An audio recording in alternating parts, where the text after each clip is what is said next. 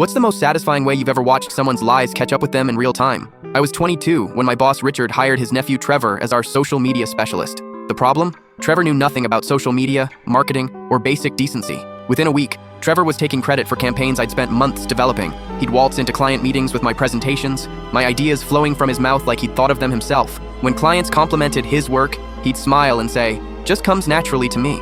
Richard ate it up. Trevor has such fresh perspective. Maybe you could learn something from him. Meanwhile, Trevor claimed he'd graduated from New York University with honors in digital marketing. He name-dropped internships at major agencies and claimed he'd grown his previous company's Instagram from 0 to 100K followers. The truth? Trevor had dropped out of community college and spent 3 years selling cell phone cases at the mall. Richard promoted Trevor to marketing director after 2 months. Trevor got the corner office, company car, and 40% raise. I got told I was lucky to learn from such talent. That's when Trevor made his fatal mistake. He volunteered our agency to present at the annual Digital Marketing Summit. 300 professionals, live-streamed online, promising to share his revolutionary social media strategies. I watched him prepare, stealing frameworks from marketing blogs. The morning of the summit, I arrived early. Trevor took the stage in his shiny new suit. He started strong, regurgitating memorized concepts. But then, someone asked about engagement algorithms. Trevor froze, mumbled about proprietary methods, and moved on. Then, Amanda Torres from Adweek raised her hand. "Could you elaborate on your NYU case study?" Trevor's face went pale. "That's proprietary information. I'd love to hear about Professor Davidson's influence on your strategy." There was no Professor Davidson at NYU. I checked. Trevor started sweating. The audience was getting restless. Then, the worst possible thing happened.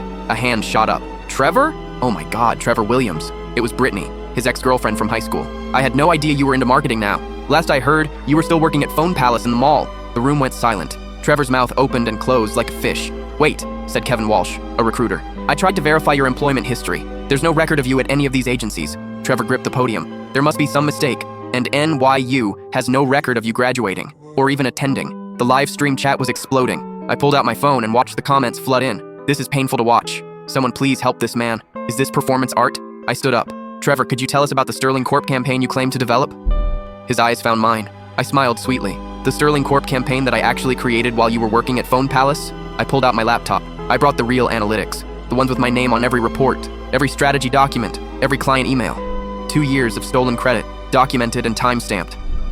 Trevor bolted from the stage. The audience erupted. Richard called me 17 times in 5 minutes. By the time I got back, Trevor's desk was being cleared out. Richard met me at the elevator, his face red with rage. "How could you humiliate our company like that?" "Your company humiliated itself. I just provided the receipts." 3 days later, Richard offered me Trevor's position. I counter-offered with a 50% raise and a public apology to the team. He agreed to both. Trevor, last I heard, he was working at a different Phone Palace, still claiming to be a marketing consultant between major campaigns. Some people never learn.